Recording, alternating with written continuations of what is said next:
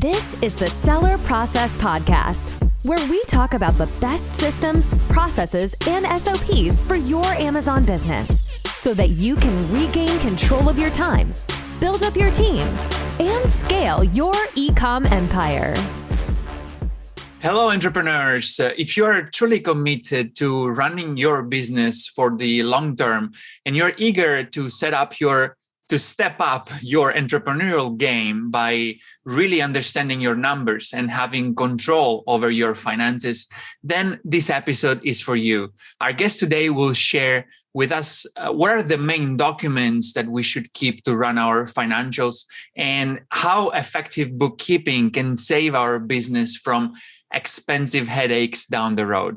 I'm talking about Nathan Hirsch, a lifelong entrepreneur who is best known for co-founding freeup.net. In 2015, when he started with just an initial investment of $5,000 and scaling it to a 12 million in yearly revenue and having it acquired in 2019. Today, he leads EcomBalance, an online bookkeeping service for e-commerce and digital businesses, and Outsource School, a membership teaching business owners how to hire effectively online. Hey, Nathan, thank you for being here. Thanks so much for having me.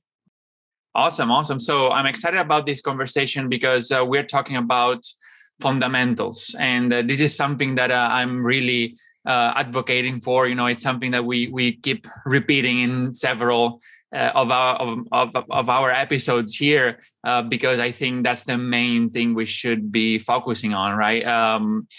Instead of talking about those trendy new ways to rank or bring external traffic. I mean, we should first understand the basics. Right. I think that's lacking in the entrepreneurial community. And that's great that you are actually, working on these kind of topics to help people, step up their entrepreneurial skills.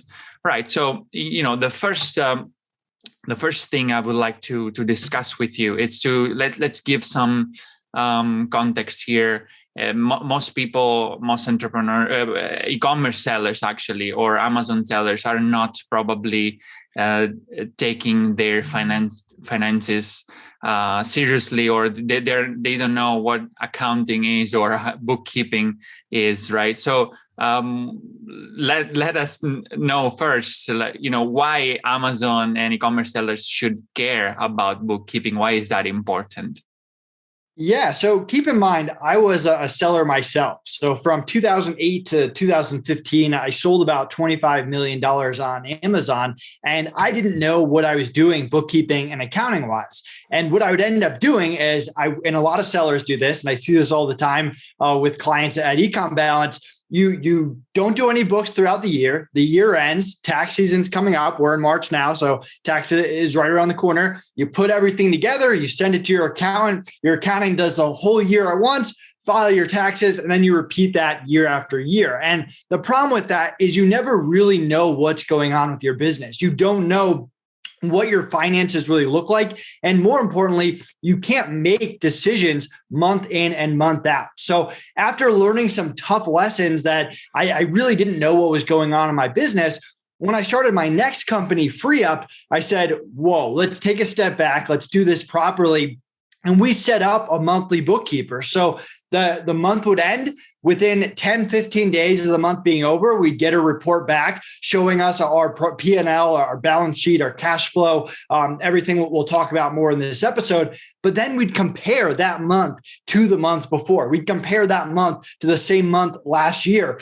And this is one of the things that helped us make really strong decisions month in and month out. And it also helped us sell a company and pass due diligence down the line because we had clean books going back from day one. And what I recommend people do is understand the difference between having an accountant for your taxes and having a bookkeeping service or bookkeeper, internal bookkeeper, virtual assistant bookkeeper, however you want to go about it. The accountant is good at tax. They're good at giving advice and strategy. They're usually not set up to do monthly bookkeeping very consistently, or to do it on time, or to break it down in a way for you to really understand. But it's so important to be able to see what's going on with your business and be able to have a meeting at the end of each month with your business partner, your leadership team, your bookkeepers, and understand what's really going on, so you can say, hey, expenses are going up, but revenue's not, or hey, this product is making money, but this product isn't. And then you can actually make decisions instead of waiting till the end of the year. Yeah, totally agree. And obviously, these are the basics that every entrepreneur should know and understand, understanding their numbers. This is the basics to run an effective business effectively. So totally with you with that. So you already mentioned a few of those documents that we should prepare and know, right? So let us know, what are these, the documents that are part of our bookkeeping strategy, let's call it, like our bookkeeping efforts, let's say, right? So what are these documents that we should create to have control over our numbers? Yeah. So the three basic documents, and this is across the board. It doesn't matter if you're selling in Italy or Germany or Japan or the US or Canada. It's generally accepted accounting principles, and you're going to have a profit and loss statement, you're going to have a balance sheet, and you're going to have a cash flow statement. And there are some businesses that certain documents are not that important. Free Up, for example, we didn't carry inventory. We didn't have much overhead. So the balance sheet was pretty unnecessary. We still had it, but we spent way more time going through the P&L than we did going through the balance sheet or even the cash flow, because it was a very cash flow positive business. We would always get paid by the clients before we would pay out the freelancers.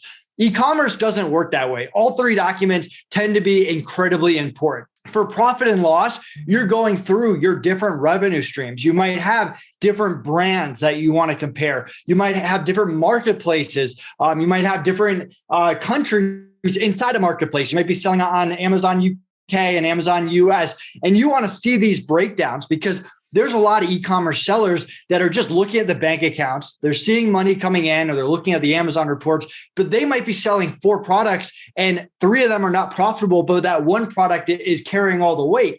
So these are all things that you need to be able to look at in your revenue at the top of your P&L. Below that is expenses. And I see a lot of people, we just had a client that their accountant was doing their books, and it was just one lump sum of expenses. And they couldn't actually see, hey, these are the softwares that I'm subscribed to, or hey, my payroll is going up too fast, or whatever it is.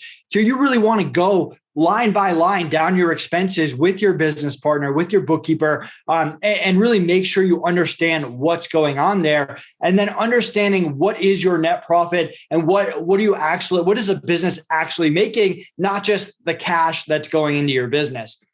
The balance sheet becomes very important for 2 things. One is sales tax liability. That's a big thing in e-commerce, that you can consult with accountants on what states or countries that you have nexus in. But sales liability appears in the balance sheet, and you want to make sure that you're obviously doing that correctly so that the government doesn't come after you later. But more importantly is inventory, cost of goods sold. All of that becomes incredibly important when you're an e-commerce seller. You want to know how much inventory you have on hand. You want to make sure that you're not over-calculating or under-calculating inventory, especially if you're going to actually sell that business down the line. And lastly is the cash flow statement.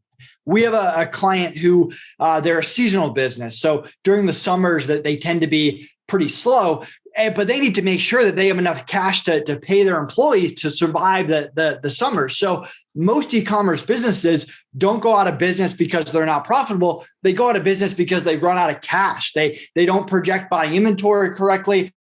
They don't have enough money to buy it down the line. They're not taking the right amount out of the company. So being able to project, hey, in 12 weeks, within a few $1,000s, this is how much money I'm going to have in my bank account. That's incredibly important, especially in year 1, 2, and 3 of being an e-commerce seller.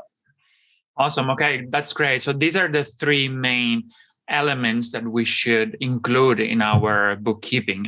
So we just said P&L, the balance sheet, and cash flow statement. All right. So one thing I just wanted to repeat that you mentioned briefly, but I think it is very important, is that these three documents, and in general our bookkeeping, it becomes even more valuable now if you are looking to sell your business, because these are like really the basics of what the value of your business will be based on, right? So in the future, if you invest now in taking very good accounting of your expenses and doing all this bookkeeping for your business, then it will pay up lots of dividends down the road when you will actually sell the business. So that's really valuable.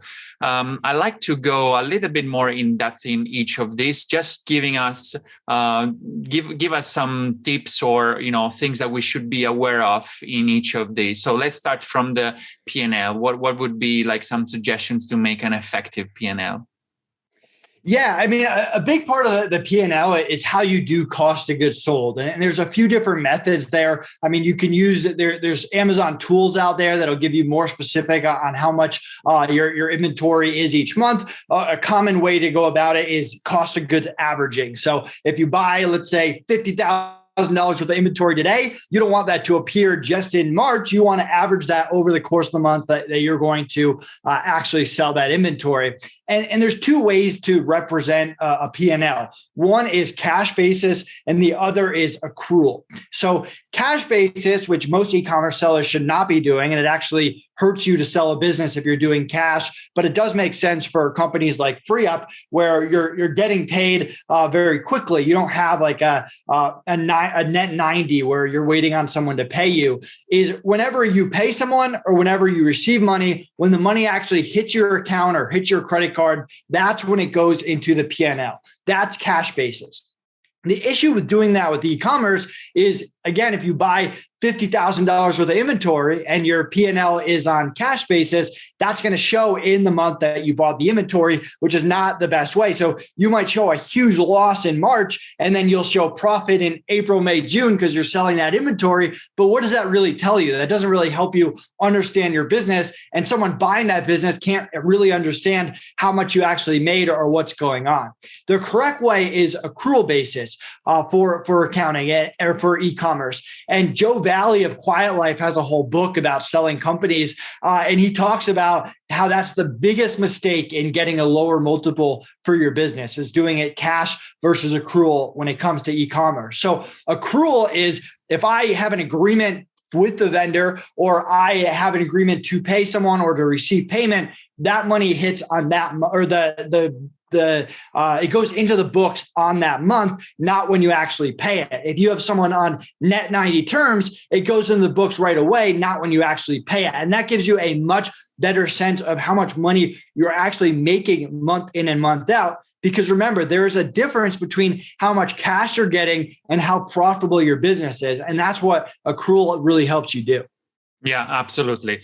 That's the way to go for e-commerce businesses. Obviously, like a P&L on a accrual basis, so that it will show basically the real profits that you make with the sales that you made that month. Actually, one tip that I would like to add just quickly, it's that you guys can make also P&L by getting one of the reports in Amazon called the data range report that you can find under the payment reports. And that basically is kind of half of the P&L. Basically, so if you get those numbers, it will be half of your P&L, and then you will have to add cost of goods sold and any other expenses for tools and other things.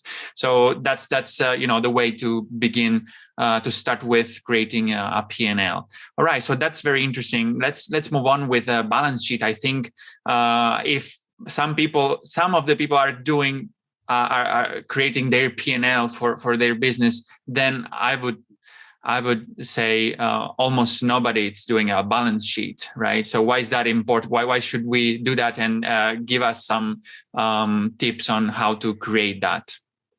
Yeah, and you and I were chatting about this before the show. I mean, my overall advice is that you shouldn't be doing your own bookkeeping, whether you hire EcomBalance or hire someone internally or a virtual assistant or whatever it is. First of all, most entrepreneurs are just not good at bookkeeping.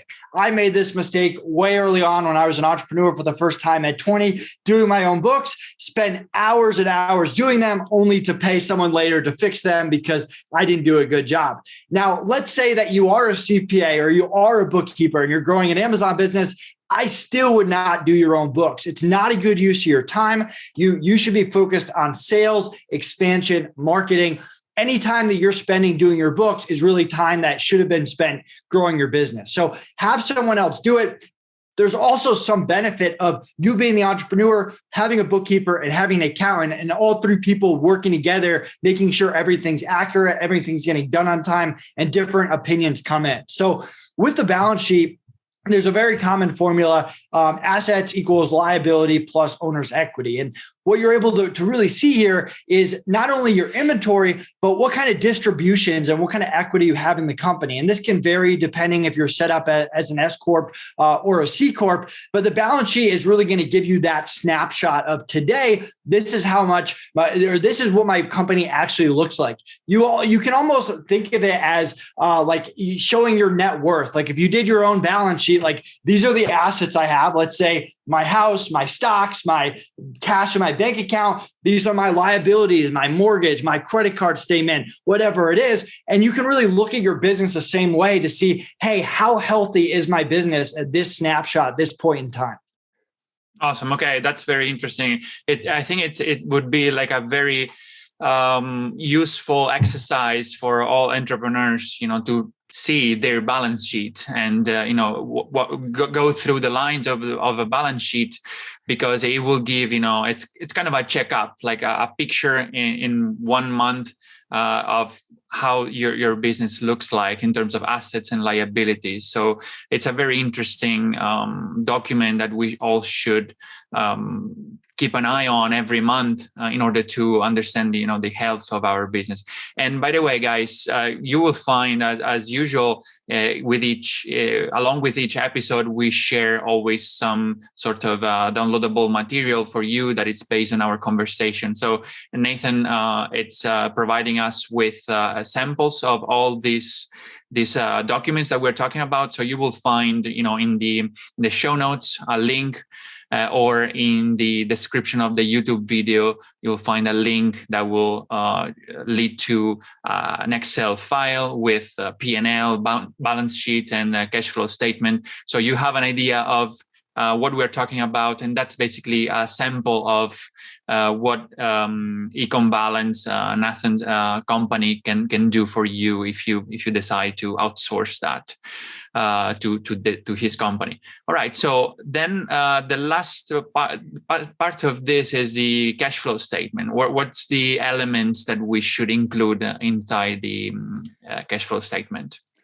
So cash flow is probably the one that it takes the most work to really get it right, because a lot of times you're trying to project how much money you're going to have in 10 weeks, in 12 weeks, and whatever it is. And that can be an imperfect science. So the standard cash flow is going to show you how much cash is actually coming into your business. Remember, you might have vendors that are on 90-day terms. You might have Amazon payments that are delayed. All these certain things come in. So the cash flow shows you how healthy your business is cash flow wise, but then you can also make projections based on that cash flow to see, hey, this is how much money I'm going to have in X period of time. And as your business evolves and you kind of see the ups and downs of the business and stuff that can come up. I mean, we have a client now who's doing $10 million a year, and they're able to project to within $500 how much cash they're going to have in 2 months, which is incredibly impressive. So cash is king, especially in the e-commerce world where you have lots of payments flying in all different directions. And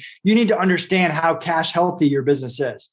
Yeah, absolutely. I think e-commerce is one of the most, cash intensive type of businesses. So, we're in a business buying a physical product. So we can have, all those great plans of expanding our business and, buying lots of inventory, but then, we might end up with not having enough cash to actually make those purchases. So that's the end. That's game over. So we need to really have a strong hold on understanding, what's our cash flow situation, right? So these guys are, yeah, please. I was just going to add in the $1 million question that everyone asks: how much can I pay myself? How much cash can I actually take out of the business? And that's something you have to be able to understand. I mean, there are companies that are incredibly profitable on paper, but they're cash flow poor, and the owners can't actually take money out. So the goal is to not only be profitable, but to be able to take cash out of the company consistently in a tax efficient way.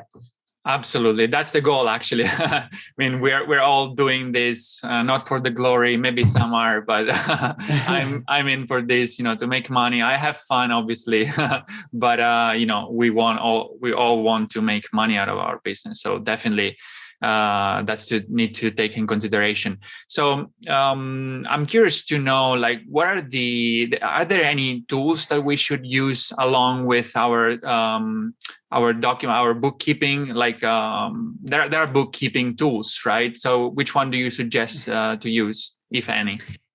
Yeah, so I kind of divide it up into three different parts. So just the accounting, don't use spreadsheets, don't use Google Sheets, use an accounting software. QuickBooks and Xero are the top two in the industry. Some people prefer QuickBooks, some people prefer Xero.